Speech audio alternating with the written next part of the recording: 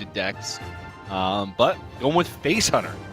So excited to see that. Muzzy also has a very unique version of Survival Druid, at least compared to some of the other lineups. He's running double Survival of the Fittest with Kael'thas, and also a Forest Warden Omu in the deck, which allows for some pretty crazy turns. So a deck that's, with the double Survival and Kael'thas focused on, having these massive burst turns instead of more of those consistent turn 7 or whatever turns like you see with the Spell Druid and double Exotic Bouncer, lots of cheap spells. So should be an interesting series. And one other fun fact to note, Dan, Muzzy and Eddie are the 2 highest win rate players in Season 2 of Hearthstone Grandmasters. That's right. Eddie, for obvious reasons, he had the most points. He got to top 4 every single week, 1-2 of them. It was pretty absurd, the amount of consistency he had to be able to deliver. For Muzzy, I think we're just not really surprised to hear that fact. We're still very much impressed by his consistency and accomplishments. But at the same time, isn't it kind of expected that Muzzy ends up being one of the top performers in terms of win rates? Yeah, I mean, I would say so. A lot of players focus on, we saw such a huge rivalry between Bloodyface and Eddie. And I think, if I had to guess without knowing, I would say, it's probably Bloodyface and Eddie with the 2 highest win rates. But, Muzzy kind of snuck up there, had good performances, a lot of Swiss. So, they're pretty close. They're within a 1.5% of each other. I don't think this match will change it. Because it's one match, but we shall see. We shall see indeed. So let's go into the first game. We have the aggressive Face Hunter versus the weapon-based Stealth Rogue. There's a little bit of everything going on in Muzzy's Rogue deck. I gave it a spin on ladder. It felt like I wasn't necessarily sure which side to play towards because, as you can see, there's Spy Mistress, which means that there is Greatheart Sage and Sneaky Delinquent. You kind of play this early curve. But there's also, as you can also see in Muzzy's hand right now, the Self-Sharpening Sword with Dread Corsair and Dr. Krasinov. So there's definitely a lot of interesting kind of a hybrid aggressive strategy coming out here from Muzzy. And it definitely felt like there was more to this deck than I gave it credit for. So playing, 4 to 5 games on it didn't feel like I really learned enough about it. So I am curious to see how Muzzy chooses to approach aggressive matchups like this, because part of the problem that I felt like was going on was, this is like this is a deck that's trying to target Druids. But I wasn't really matching up against Druids when I was playing this. I was playing against aggressive lineups or aggressive ladder decks. And so this is a little bit more of an interesting matchup for me, TJ, because I wasn't winning them at all, because I just felt like I couldn't get online quick enough to match the pace of decks like Hunter, for example. Yeah, so it's funny because I mentioned in the T-Mobile Deck Spotlight for No Hands Gamer that I liked, branching out into different styles within the same Rogue deck instead of focusing on all weapons or all stealth. Feels like Muzzy's going in too many different directions because he's got value with Wand Thieves and Evil Miscreants, he's got Stealth Package, and he's got Weapon Synergy. And I kind of had similar experiences where it felt like none of those things were lining up well enough within the deck, and you need time to assemble. Almost everything feels like a combo. The stealth portion feels like a combo. Weapon with Weapon Bust with Cutting Class feels like a combo. Value with Evil Miscreant plus combo cards feels like, that's literally a combo by definition. I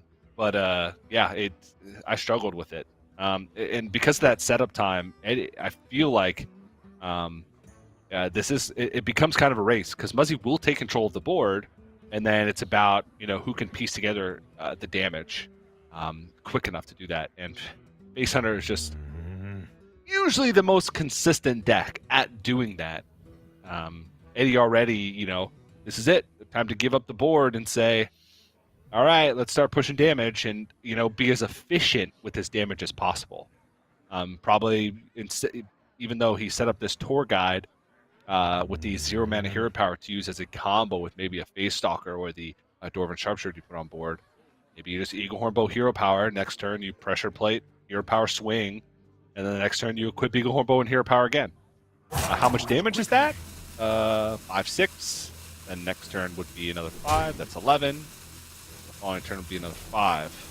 16. So he still needs more damage to piece together, but it honestly just seems like the only real course of action.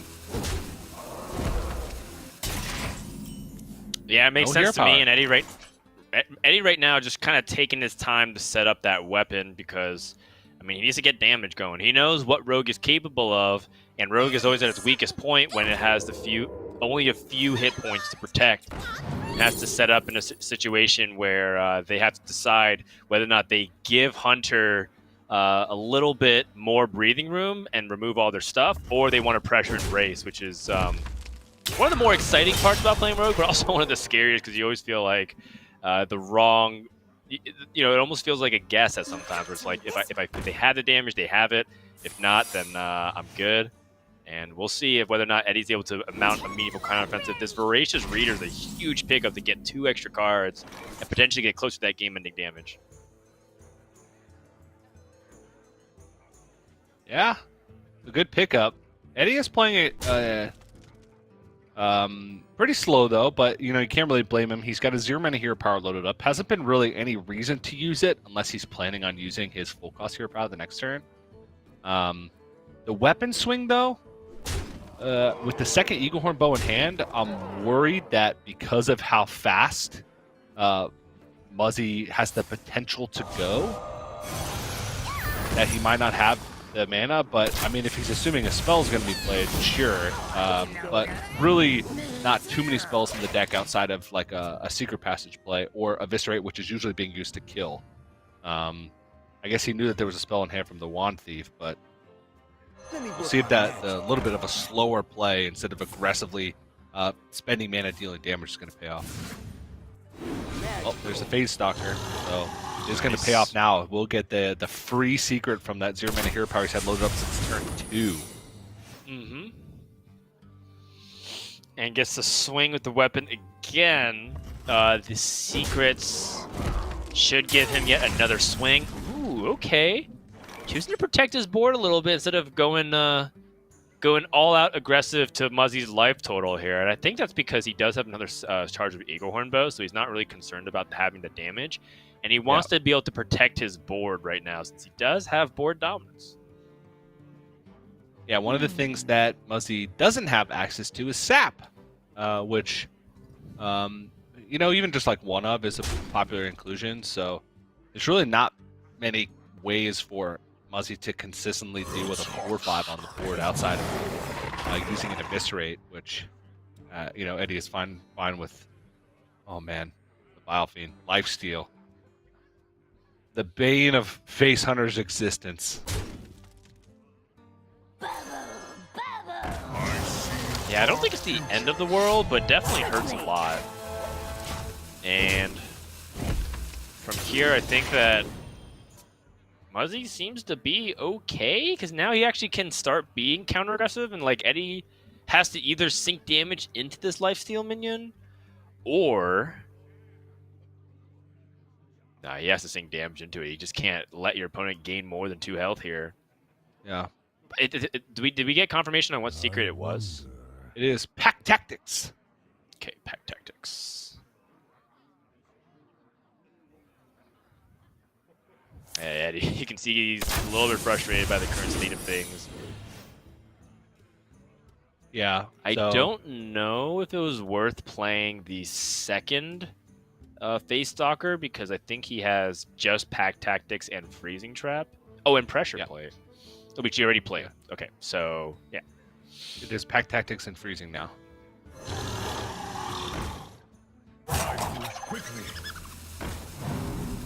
All right, sure. Okay. Put it on the board. Start hitting him. I mean, it makes sense, right? Because the most amount of damage that he can do right now is just push and hope that Muzzy can't really answer. And Muzzy... 2, 5, 6, 7, 8, 9, 10... Cutting Class can maybe draw him some extra damage. I think he has 9 damage, actually, because I'm counting that the self-sharpening sword can attack and then gain an attack. And he also has to Keep in mind that Freezing Trap is a thing, so maybe he can capitalize on a Battle Cry minion. Ooh, Shadow Step? Okay. Wand Thief, but let's see. There's just not enough damage on board for that to find anything, but it can find like Ice Barrier, Frost Nova, No. yeah. Frost Nova's not enough, though. Yeah, well, it's not enough from our perspective, but it could be enough from his perspective. It could give him time. Actually, it would be enough because he's gaining lifesteal. Pack Tactics! Pack Tactics! Gotta go, though. Tries to gain some life, trying to reduce the amount of damage on board. Maybe Face's Lackey can give him a taunt.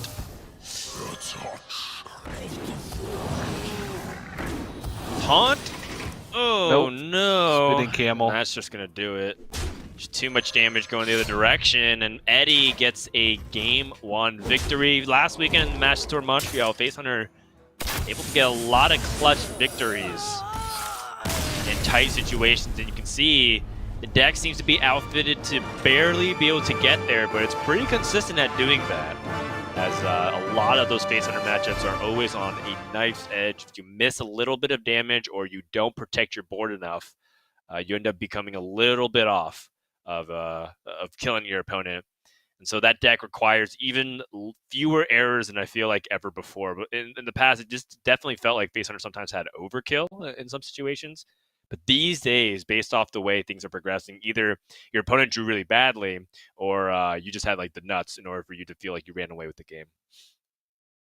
Yeah, and I felt like that was clean from Eddie. You know, you mentioned protecting your board. The turn that he protected his 4/5 Face Stalker, that thing got in some damage, pulled out another secret, saved him some mana. So very nicely done. And, you know, kind of just like you said, one turn to spare is a successful Facehunter game. Because I think that Muzzy was probably a turn away from stabilizing or finding lethal himself. So now, with the Facehunter out of the way, Eddie is left with his Highlander Priest as well as a Survival Druid of his own. Muzzy is going to play his Survival Druid, which is the one we talked about at the beginning, quite unique in the fact that it runs Forest Warden, Omu, Kael'thas, and double Survival Fittest. You know, cuts a couple of the cheaper spells, it cuts one Broomstick. But other than that, I like the deck, and I feel like it has way more potential for those explosive turns early on in the game, which can just like win you games outright. Whereas Eddie's is a little bit more consistent. You know, it runs the exotic mount sellers instead. You're very likely going to find some type of threat by 7-8 mana. Whereas Muzzy's is more like, well, maybe I miss a threat, but when I do hit the board, I'm going to hit the board very hard. So two very similar decks, but kind of completely different styles. It is two different styles of this Druid deck, and I think specifically Muzzy really wants to beat Druid 3 times this week. If I kind of evaluate his deck list from head to toe, I think it's designed specifically to 3-0 the kind of Druid that Eddie brought. I don't think Eddie necessarily does anything too crazy with his Druid deck. The more interesting side of his lineup is everything but his Druid. And I think that this is going to be a matchup that Muzzy hopefully feels like he can run away with. 2 survivals of the fittest, right? Just going way over the top and playing Kael'thas in a matchup where you can capitalize off your ramp and get that time, because unless your opponent opens up with the absolute most fire ramp draw, you're most likely going to at least be able to play some of your combo cards if you're playing Forestborn Omu and Kael'thas Sunstrider. And just like you said, some of the most explosive turns that we'll see out of Druid. And, I kind of thought originally, like, oh, is he playing it kind of as a option to play, like, instead of Malygos Omu combos, you play Omu and Kael'thas combos. And the reality of what I felt like actually happened was that Omu just gives Druid alternative turns to really go off. So if you, say have Omu, you can just play Omu and then tempo out the guardian animals instead of waiting for Kael'thas, and then you just have a really big board and you run away with the game that way. And just kind of like similar to Malagos Druid, you don't have to win through your traditional win condition that you think of at the top end. Just sometimes controlling the board state, getting that tempo, pushing your lead is enough to get that victory. Yeah. And we see it happen all the time. All the time. Totally. Oh, wow. This is such a good start. The Wild Growth. The one of Wild Growth in Muzzy's deck. Which I have to say, with Muzzy cutting things like Bog Beam, and just having a bunch of one-ofs, like one Wild Growth, one Broomstick, one Crystal Power, like you were talking about, it did feel like this is a lot better outfit for a tournament environment than the ladder environment, because I do feel like against more aggressive decks early on, I do sometimes wish that I had less, survivals of the fittest that's just sitting dead in my hand compared to others. So, of course, if you do want to copy these deck lists, they are available on the playhearthstone.com/esports website. But, I just want to say proceed with caution, because this deck got run over a couple times when we were playing it today. Yeah, it's it's kind of the same with Malagos Druid, where it can sometimes be susceptible to very heavy draws, and except it doesn't have the upside of just being able to 30 people with any given hand. You do need to put a little bit more work in, but against matchups where it's a lot about the board, that's where it shines, and you have a little bit of extra time.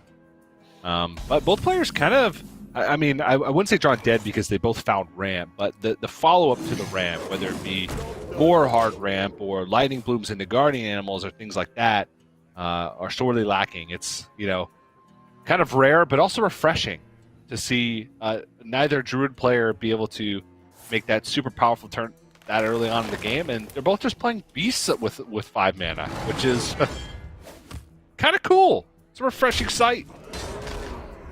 Honestly, playing their beasts from their hands. Yeah, it's really interesting to think about how much they're fighting for tempo and then playing the ramp after, right? Usually in many matchups in Druid's history, you would want to play Wild Growth before you play things like Lake Thresher, but Eddie just really wants to have that board presence with that Lake Thresher early just to see if he can get a little bit ahead of Muzzy on board. And now Muzzy can go ahead and dominate anyways, but he is coming up on the turn for Guardian Animal, so he has to be ready for it, which I think he should be, because with his own Guardian Animals right back, that could actually even end up being a problem for Eddie if Muzzy pulls his Lake Thresher, which he has 2 of, in response to Eddie's board. So many contradictions. Sands of time run low. I was curious what he was thinking about here. I guess Teacher's Pet. Eddie only has 1 Lake Thresher.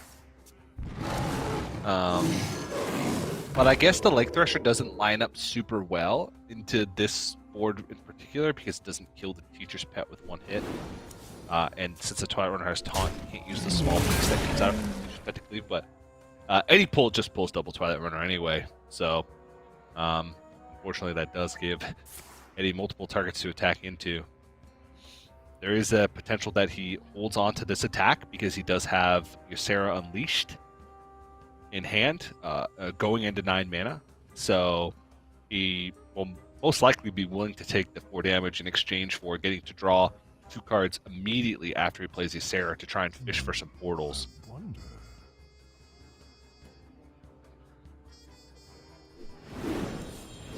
Nope.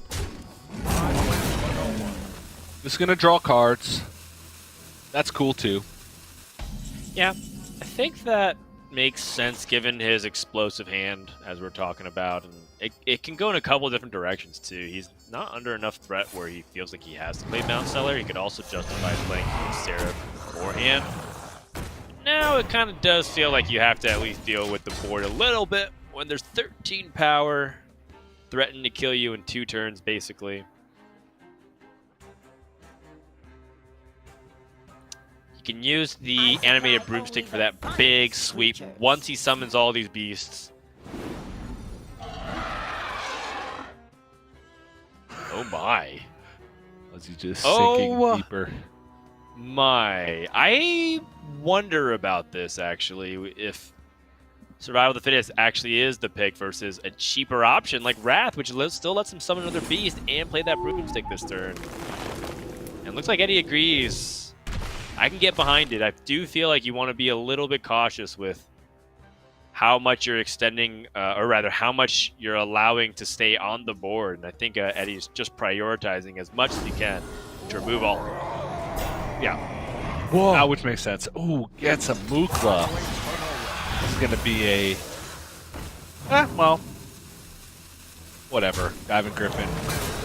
But other than that, very clean clear onto this board. A little awkward because he has some of these 1 health minions.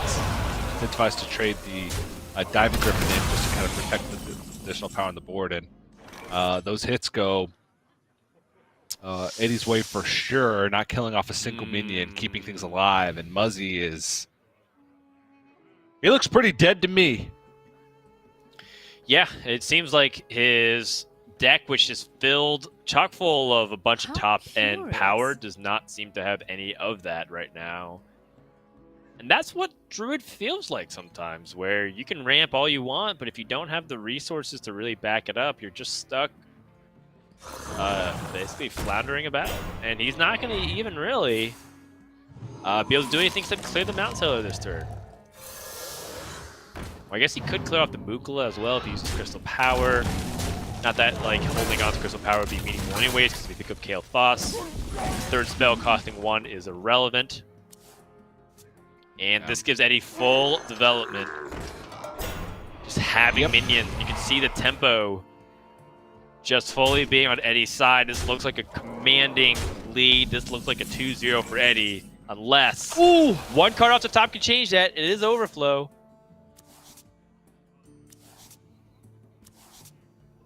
Here's the issue, though. Part of the comeback in this deck is centered around Animated Broomstick. And Muzzy only has 1 of them, so he's already used it. That means that if Eddie finds any way to cement his lead meaningfully, which he does with Ysera, it is hard. Muzzy is sinking fast, and now this actually is so much power that he legitimately just might not be able to survive next turn. Yeah, I think he's pretty dead. Ysera's nice and all, but unfortunately, there's no way for him to capitalize on it. You mentioned the Broomstick. There's no beast left in his deck for Guardian Animals to even pull. So, yeah, like, the Broomstick is so key, because what you usually do in this situation is that you play Twilight Runner, then you Innervate or Lightning Bloom. I think it's probably Innervate. Then you play Forceborn Omu. Then you activate its Spell Burst, get a bunch of mana, play like Speaker Gidra, and then Guardian Animals, and then like usually Broomstick if you have that opportunity. But like, it's just not enough. Like that, despite all of this, it does feel like Muzzy is just trying to barely survive. But this is a powerful turn still. And that's going to do it. 2-0 for Eddie. You see what the deck wants to do from Muzzy's side. I think he was just a turn. I think it was 2 turns a little bit too slow. Which maybe points to the fact that maybe Muzzy's deck is showing some of the downsides, right?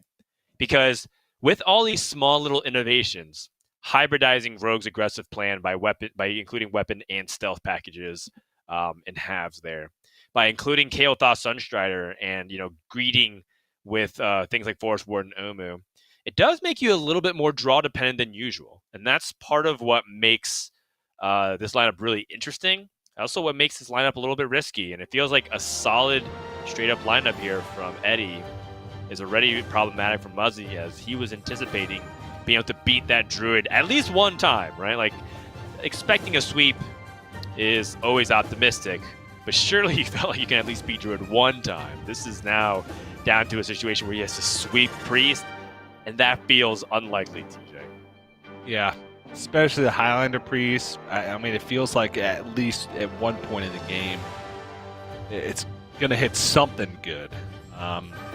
Deck is very versatile, has a lot of different combos and ways for it to combat anything in Muzzy's lineup, and this is Muzzy's most, I guess, straight up deck. It's just a pretty standard tempo mage, from what we've come to expect from the modern tempo mages, and I like this matchup against Priest.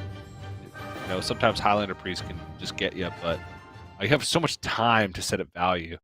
The problem is you're reliant a lot on which spells you get from Mana Cyclone, from Evocation.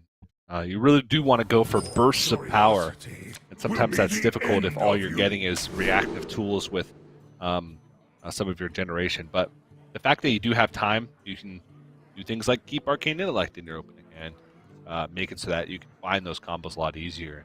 Put the Priest on the back foot. We'll see. Eddie only needs to win one of the next 3. Seems very doable. And I like his start already. A couple good tools. Madame Azul is a nice one. Mind Flayer, maybe not so much in this matchup, but it can net you an Astromancer Solarian in a lot of situations. I agree. I definitely feel like you want to play it as soon as you can, just to make sure that there's fewer opportunities for your opponent to deal with it and steal it. We shall see. In the meantime, Eddie actually does have a couple of justifications to potentially even keep 2, maybe even the entire hand. I think the Apotheosis gets a lot better if you do have early game minions, but I am intrigued by holding on to Madame Lazul early so that you have you have ways to, 1, extend to the board with tempo, but 2, also pick up a bunch of utility stuff that sometimes is good even against Mage, right? If you find Ray of Frost, that's actually pretty good against some of the stuff that Mage can play themselves. So I am intrigued by it. Ends up going with just a Mind Flayer card, which I think is the right choice. Yeah, I mean, I probably would have kept Lazul, but gets rewarded with Breath of the Infinite, which can sometimes be really important to be able to hit a Sorcerer's Apprentice turn if you don't have any other answer for it. But yeah, there's Mind Flayer cards coming down for Astromancer Solarian as expected. And does Muzzy run? He does not run natural copy of Evolving Missiles. So yeah, it's actually no possibility for a direct answer here. Yeah, that's actually quite interesting because I do feel like Devolving Missiles ends up being a pretty solid card against Druids sometimes. Not all the time. It was much more important at the very beginning of the expansion, but as Druid, transitioned a little bit away from all in on some of their few minions that they included and started branching out a little bit more, it became less of the issue. But it would be very nice to stop the Mind Flayer card here, that's for sure. Wow, this hand's looking quite nice for Muzzy. It's coming together. Oh boy. Oh yeah. The problem is, how do we sequence it? Because there's no ultimate payoff for these Sorcerer's Apprentices. There's Evocation, which has Mana Giant, but there's no Sorcerer's Apprentice Evocation Mana Giant Conjurer's Calling. There's no Sorcerer's Apprentice cheap spells Mana Cyclone.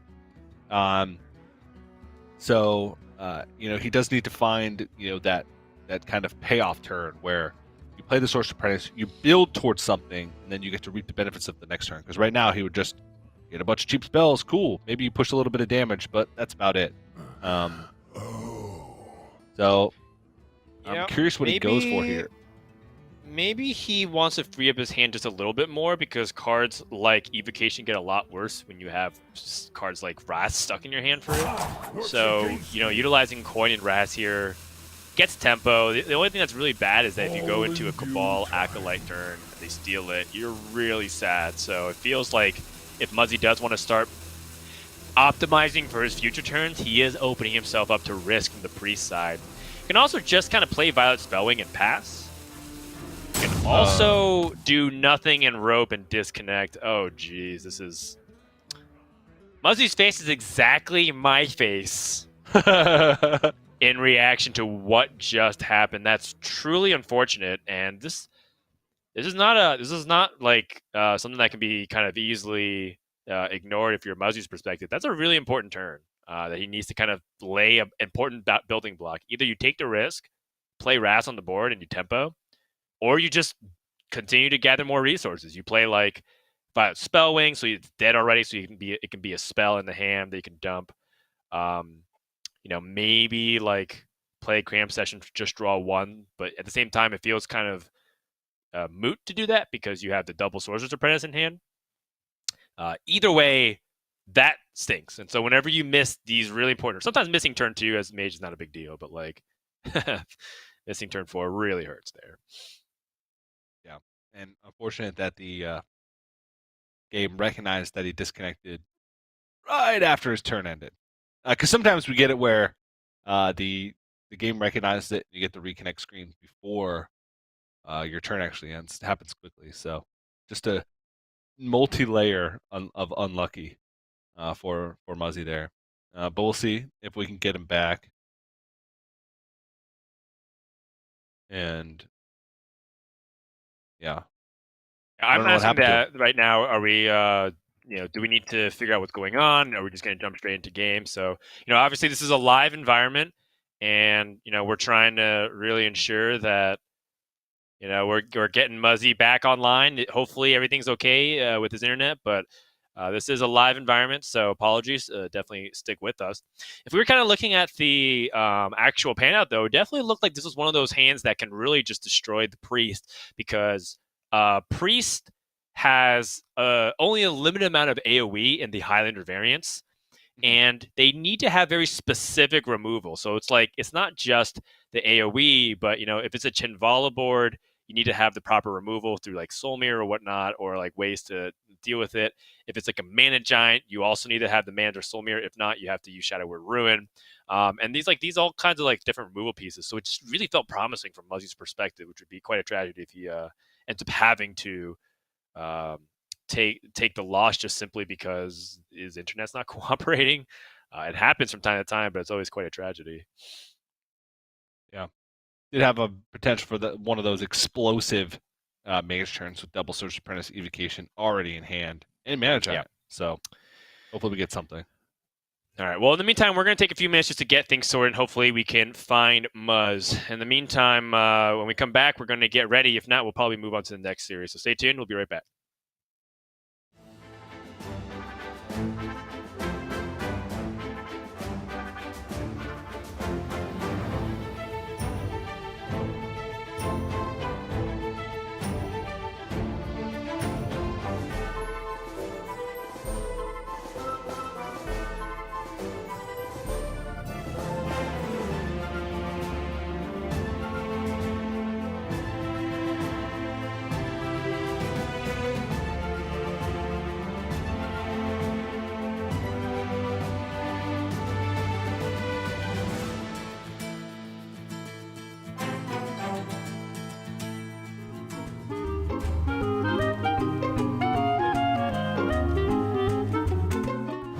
もし自分のハースストーンのプレイに、スローガンをつけるとしたら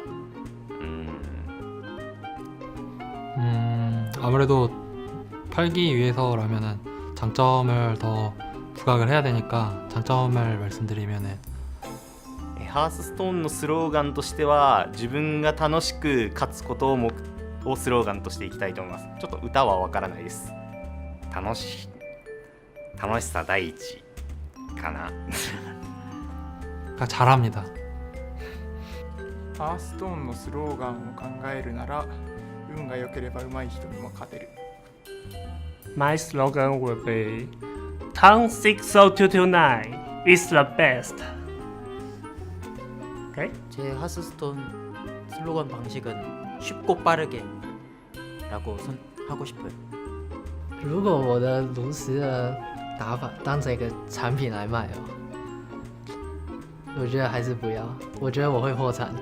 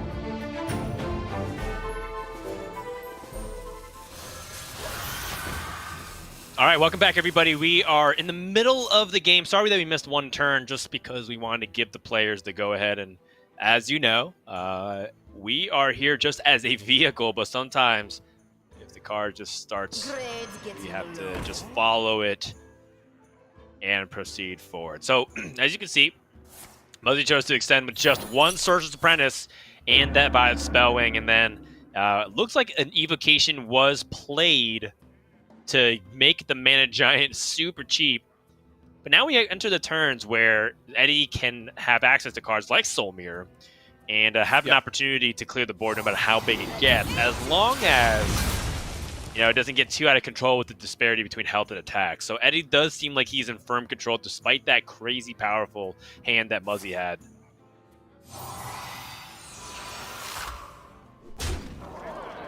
Yeah, I'm kind of looking back at what seemed to have happened. Evocation was decent. It did get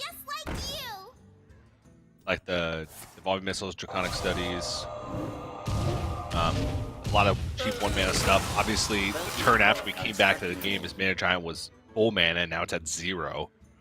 So he was able to get a good amount of value off of this. But now it's double Sorcerer's Apprentice gone. That's the natural evocation in the deck gone. So he's going to start to run out of gas here. But finds Walking Fountain and a Pig Croc, which isn't necessarily the best. True. Do want to give a shout out to this Replicatatron that keeps the reborn. So if Muzzy doesn't remove that, or doesn't at least kill off the first copy, it's going to summon yet another copy of it. Which is really interesting because it does feel like out of all the classes that can really make Replicatatron shine, Priest might actually be one of them. Because let's say he plays Apotheosis on it with the embalming ritual and like Psyche split. I mean, that just starts to become a little bit ridiculous at that point. So I am intrigued by it, but obviously it seems more like a Mei at this moment. Ah, yes.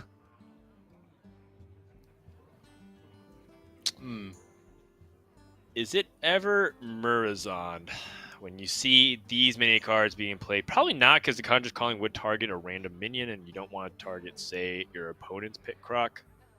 Yeah, a little risky.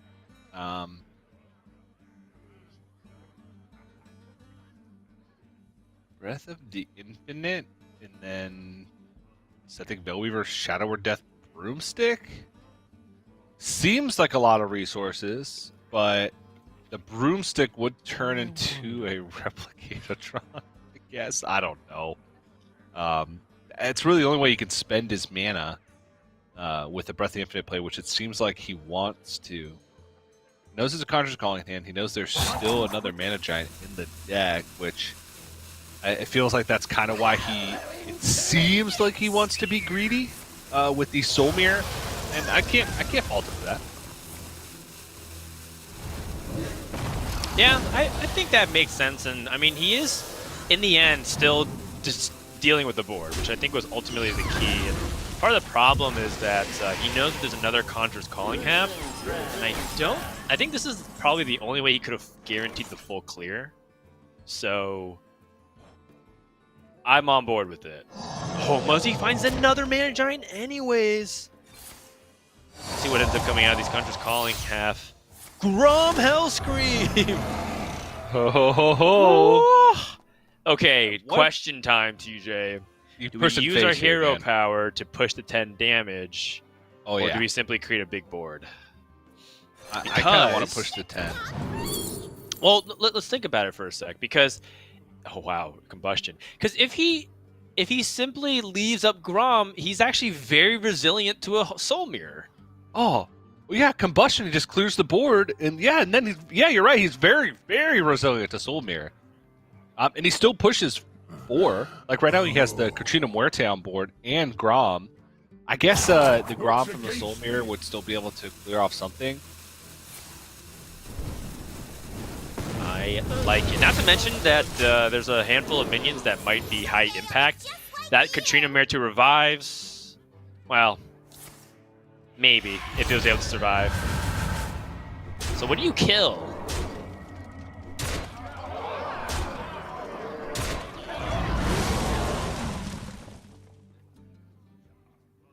wait. He, for some reason, I thought he had enough mana to play a taunt, but right now he does not. So it is very much susceptible to just dying if Katrina Muerte doesn't revive, I believe, a taunt minion, which I don't think is going to happen here. So that is going to be death. And the no ping on the Grom Hellscream ended up being the key, TJ. Yes. I wasn't really expecting to see that as the finish for the Mage, and also really nice to see that Muzzy disconnected, but at the same time was able to kind of recover and win anyways through some really good plays and interaction knowledge. That's what you want to see, because it would feel really bad if because his hand looked like if you were to pick a winner at that point of the game, I would be like, well, Muzzy should win here. Yeah, and you don't want it necessarily to be felt like he got robbed because he missed a really crucial turn and he got disconnected. Yeah, and I do like the hold on the Soul Mirror from Eddie, because he knew that there was a possibility of one more wave of threats. It just so happened that specific Mana Giant Conjurer's Calling was incredibly resilient to the Soul Mirror, which doesn't always happen. But I do like Eddie's decision there at the end, how he spaced out the removal. Just Muzzy got the better of him. That's it. Sometimes it happens. But you know what? That was one of his better decks against the Priest, in my opinion. Although I guess Weapon Rogue could end up doing a lot. I just feel like it's less reliable when your opponent has opportunities to destroy that weapon. It does seem like this week Eddie is a little bit light on it, though. No Acidic Swamp Ooze, for example, in any of his deck lists, which is totally appropriate because I'm not sure that weapon removal against, say, Demon Hunter is the most important thing. As we've seen in other past weeks, you can totally destroy weapons from this old Demon Hunter, and yet they still crush you anyways. Yeah. So I agree. But still, they have access to things like Zephyrus, and Raised Dead, which could single-handedly solo Rogue. So it does feel like this specific archetype of Priest is a little bit better versus it than the normal control Priest that I'm pretty sure that Muzzy was anticipating. Eddie's not full targeting, weapon classes. At least this week, he has been in past weeks, including Acidic Swamp Ooze and Cobalt Sticky Finger, mostly for Bomb Warriors, but can splash against Rogue and Demon Hunter. But like you mentioned, Demon Hunter, even Rogue, can still crush you, even if they destroy one of your weapons, whereas Bomb Warriors just doesn't seem like it functions if you consistently destroy their weapons. But gonna get to see Muzzy's Rogue again, like we mentioned earlier. It's kind of like a hybrid variation. It has value with Wand Thief and Evil Miscreant. It has the stealth package with Spy Mistress, Sneaky Delinquent, and Greyheart Sage. It has weapon synergy with the Self-Sharpening Sword, Dread Corsair, Dr. Craft's Cutting Class. Just kind of got a little bit of everything. That's cool because you're not all in on one style. You're not all in on stealth minions, all in on weapons, to where you're easier to corner and target. But you do get these awkward hands where it does take you a little bit longer to ramp up maybe the aggression, or you don't have nearly enough value to win a matchup where you need the value. So I think we've yet to see whether or not the flexibility of Muzzy's version of the Rogue is an upside or a downside. I agree. But against Priest, maybe this hybridization approach ends up being pretty nice, largely because it still gives Muzzy the opportunity to play both a tempo style and a combo damage style. Combo damage, of course, being putting the Shelf-Sharpening Sword along with Dr. Krasnov and Deadly Poison and things like that. And you don't have to necessarily, bank on the fact that Steel Dancer is going to summon you a really big minion for tempo later in the game. Yeah. So we'll see, right? If this deck ends up getting there, I'm pretty curious myself as we go into game number 4. A pretty big opportunity again for Muzzy to make this comeback and win 3-0. There are magic numbers in Hearthstone Grandmasters. I believe it is 4 for Division A. If you get 4, then I don't think it's possible for you to finish in the relegation bracket. And that's the key for what Muzzy really wants to focus on, as I think a lot of GMs right now are pretty worried about it, given the fact that we're going to be expecting 4 relegation spots. Yep. Comes quick. Well, maybe 3. It all depends. Referring to ETC bowing out, but Muzzy, good start here. As Worgen Infiltrator, then just a 2-drop, which I don't think that would have changed Eddie's play, the spell or not. And then Greyheart Sage, cool. That's about as good of a start as you could hope for. Not the greatest of follow-ups. He could attack with his Cold Neophyte, Shadow Step it, and hold on to it next turn to be able to activate Evil Miscreant. Because right now, if Eddie were to maybe remove some of the board, he wouldn't have a guaranteed activation for it, even though it's very likely. So I like just holding it back, and then he's actually going to play it. So what is this in response to? Going into turn 3? Breath of the Infinite? It shuts off Breath of the Infinite or Coin Holy Nova.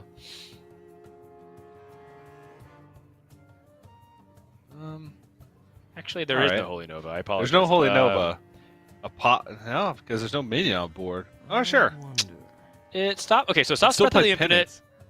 It stops like Wretched Tutor plus Raise Dead, because you would have to use the coin in order to get there. Yeah. It does have like other potential benefits of just like, stopping a Draconic Studies or anything like, or making it really awkward. But I too am intrigued because I think it was purely Breath of the Infinite, and I think we might be overthinking everything else there. I actually think honestly, it was probably the coin, because you saw Draconic Studies played. All right, he did play already Draconic Studies. So Cobalt Spellkin or Big Ol' Whelp, just going like all out for tempo, stopping him from, playing something big, early on, because he realized he didn't have a guaranteed way to deal with it. Sure. I think for all of those reasons, right? Like he had AOE that he was keeping in mind of. He understands that there are possibilities on the coin for Muzzy to have to deal with, right? Like we mentioned Wretched Tutor, you mentioned a cheaper dragon. It could also have been Cabal Acolyte with the Raised Dead and then steal like his stealth minions. So I think like all that kind of stuff, he just wanted to slow the priest. It wasn't really just like one specific thing. It was everything that he wanted to stop. Yeah. Certainly an interesting use of it, and I feel like that's the reason why we're tunneling in, because that might be one of the more important cards, or moments rather, of this game. Yeah. If Muzzy ends up being able to get the exact damage to kill, for example.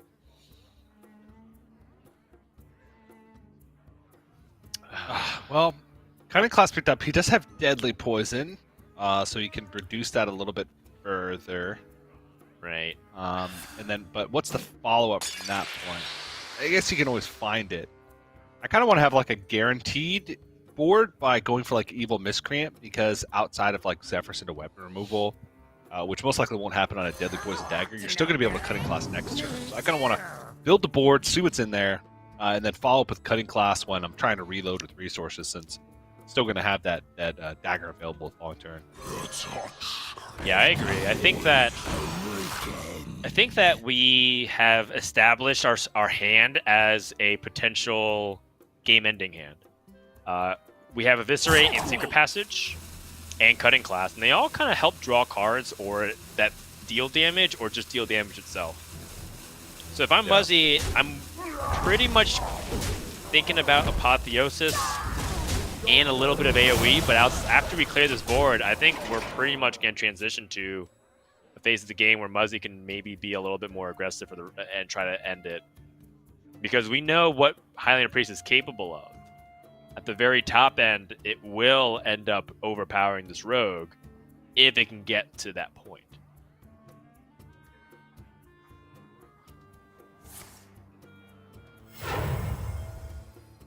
Let me change your mind. Cabal Shadow Priest is to take the Temple Berserker off of the board. It's a minor thing, but it's a relevant thing. Having sticky minions is partially what makes some of the rogue decks pretty scary at the moment. Yeah. Look at Muzz. Oh yeah. Commitment on the dagger here. Ooh. Whoa. Woo. That's the goods right there. How far does he want to go here? Go like Draconic Lackey, Spy Mistress, and Edwin Van Cleave. Ooh.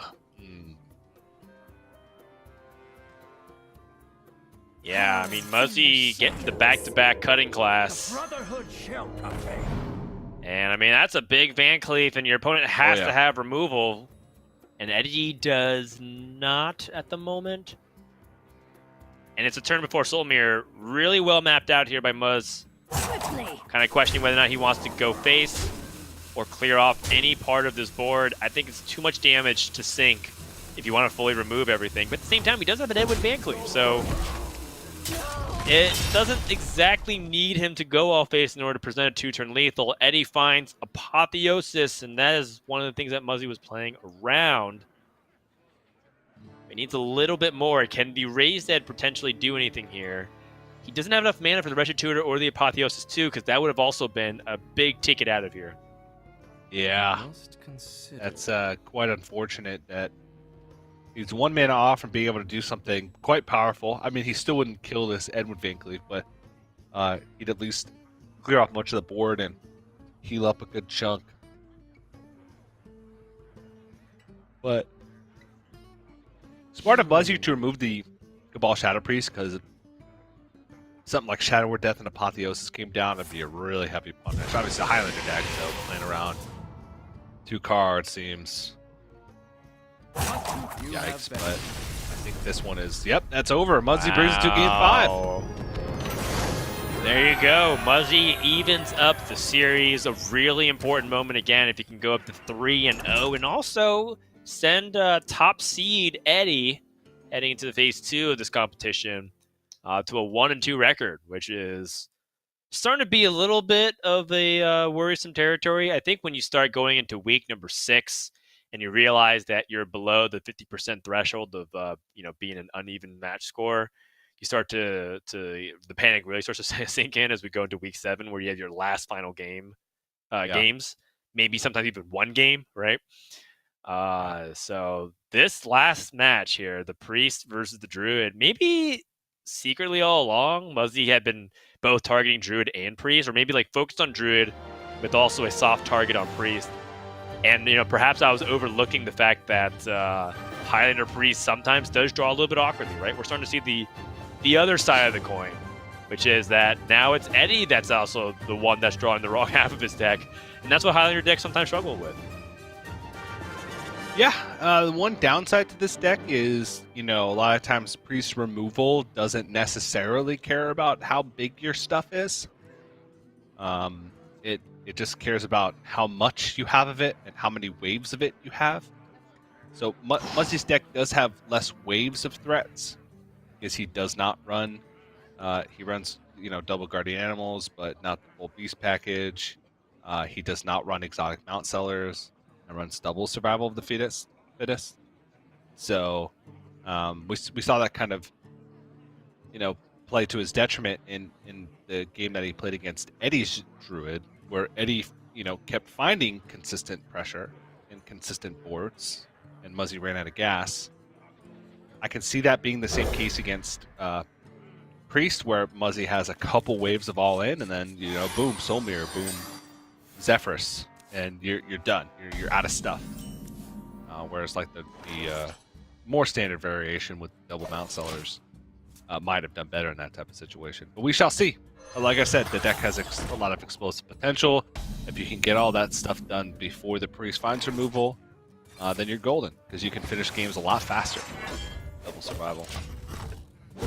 Very much so. I mean, it could just be the quality over quantity, right? Because a lot of times Druid does ramp, and just hit you with quantity with the Mount Seller. And then if you have double survival of the fittest, I mean, you start making real threats out of every single minion that gets played. But I mean, look at this opening hand from Muzz. He has the Coin Overgrowth. into the Innervate Guardian Animals. Or you can even take it a little bit slower and say play Lake Thresher instead. So you can save cards like Innervate for the Kael'thas.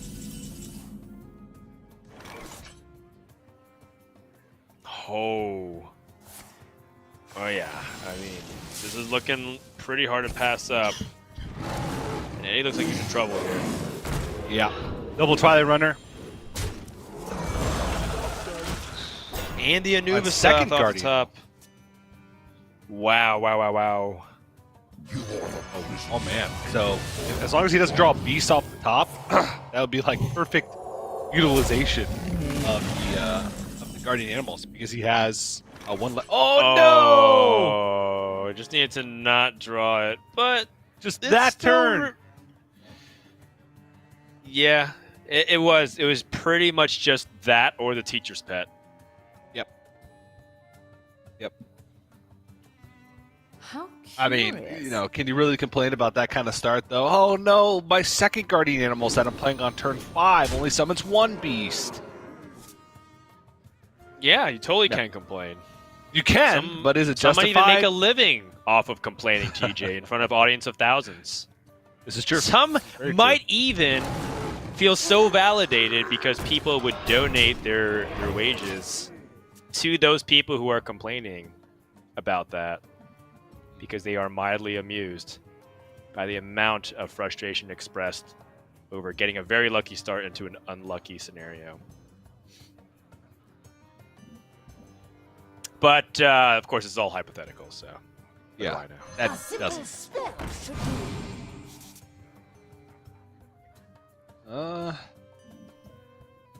Hey, you can't get through to the Twilight Runner, which is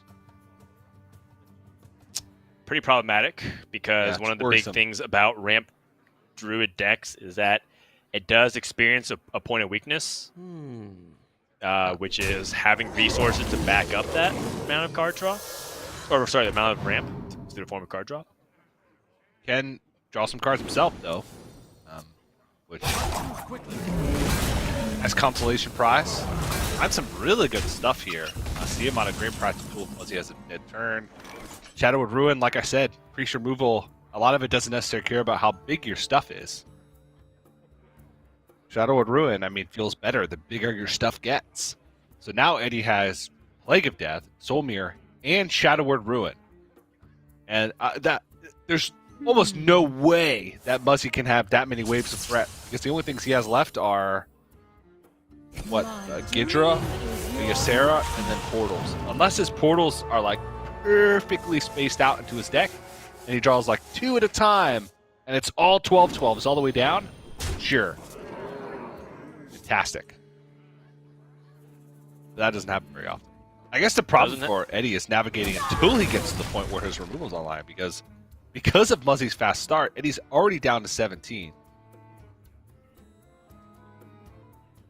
That is true. Being able to put on that aggression just means that every single minion is a threat, and that would end up putting Eddie in a tough spot where he has to react very aggressively. You can see the Siamat going in for the trade.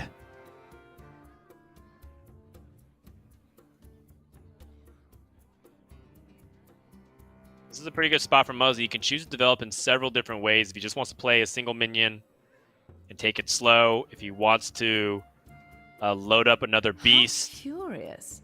He does need to dump his hand to get that overflow eventually going, and also the Survival of the Fittest. Survival of the Fittest also has some interesting timing because he can also theoretically wait for him to draw a couple of Dream Portals and then just use it actually just for lethal if Eddie doesn't deal with that board.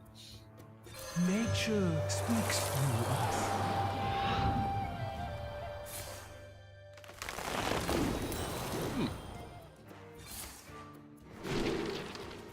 Sure.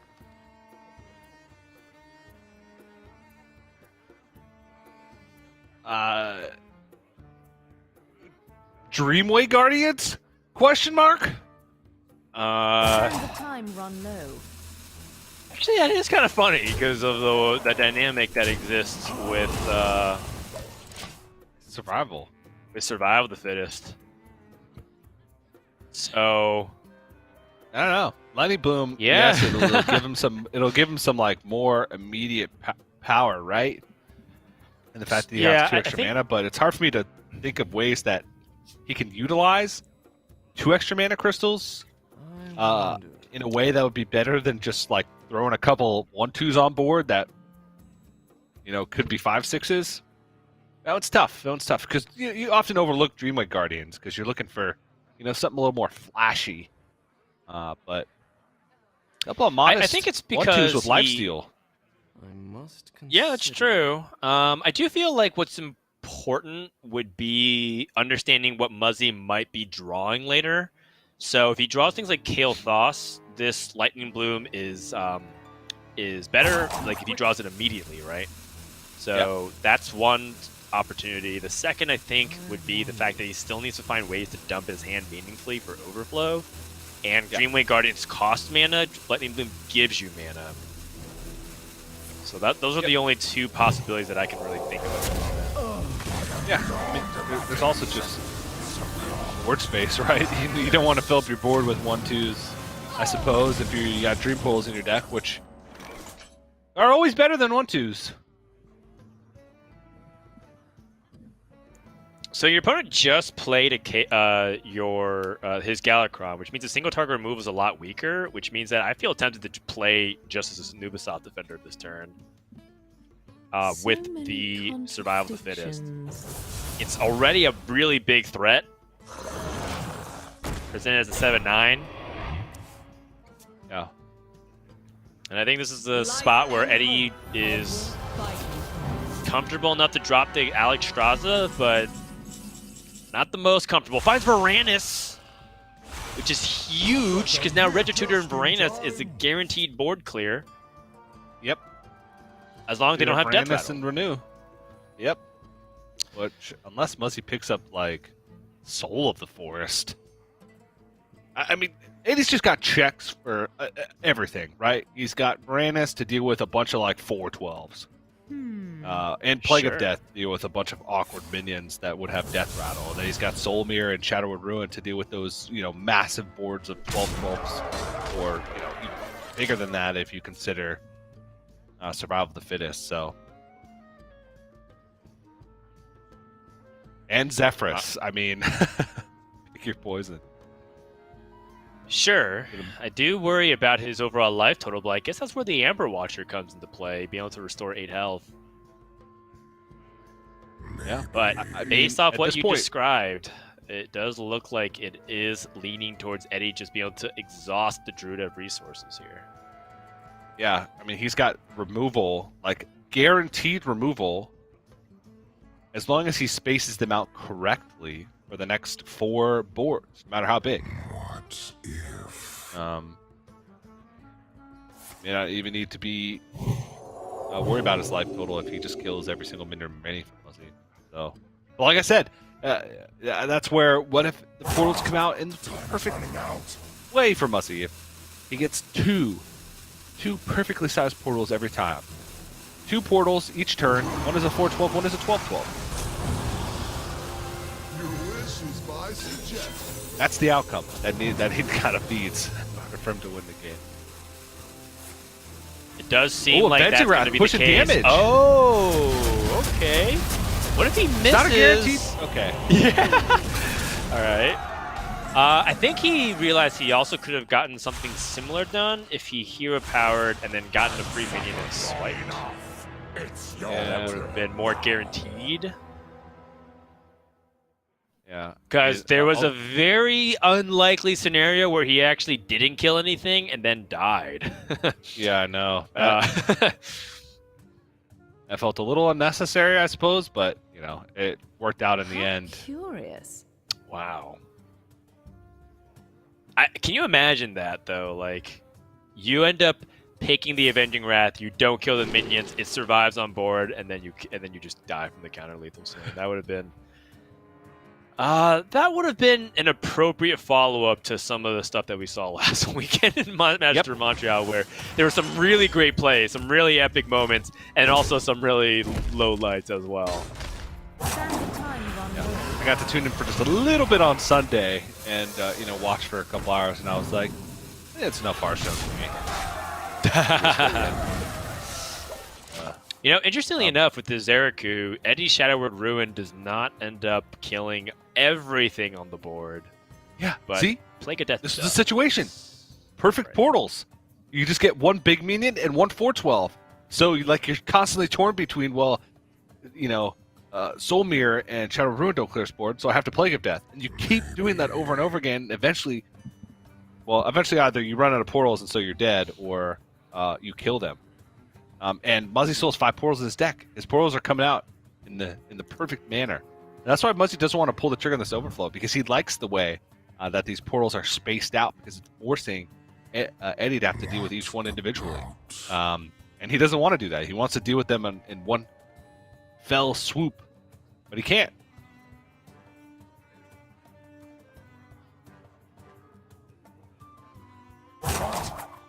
Well, not in an ideal way. What he could end up doing is actually playing Wave of Apathy as well, just to stall, and then let Muzzy extend deeper onto the board, and then try to go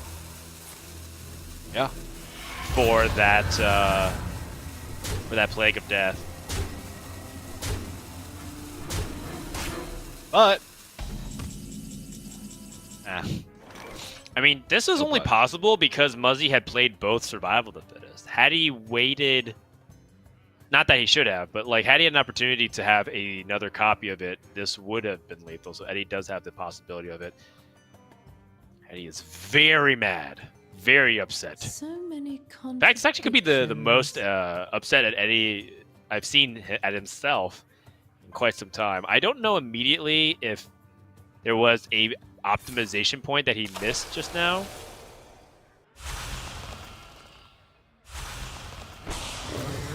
so Nothing leaps out. It might be a really small micro interaction that Eddie might have missed that couldn't optimize. And we know that he really cares about that stuff where, you know, if he makes a technical mistake, he is unhappy, to say the least. Muzzy overdraws his portals. Finds a mildly threatening Forest War Nomu. yeah, there's one portal left in the deck. Last 2 cards are Portal and Iron Bark. And it knows that there's a strong possibility that removal's coming out with Shadowward Ruin. Throws out the Soul of the Forest, but we know that there's a lot more than that. There's lethal on the other side. Mind control gets it done. Eddie relieved, to say the least. I am very curious to hear about his thoughts specifically on social media, because he usually talks about his own misplays. But there was definitely a point of frustration. One of the more dissatisfied victories that we've seen in Grandmasters coming out from our #1 seed. But an important victory as he now improves to 2-1. Muzzy falls to 2-1. Muzzy certainly put up quite a fight. It looked like it might have been a quick 3-0. Yeah, it's interesting because, there was obviously some, like you mentioned, points for optimization, but I don't think anything he should beat himself up over that heavily. But, at this point, I'm sure he expects just a little bit higher of himself across the board. But, still seemed like a pretty clean series overall, especially those first couple games. He looked like he was playing some lights out Hearthstone. So, moves up to 2-1. Muzzy also 2-1 now, so getting a little bit of competition up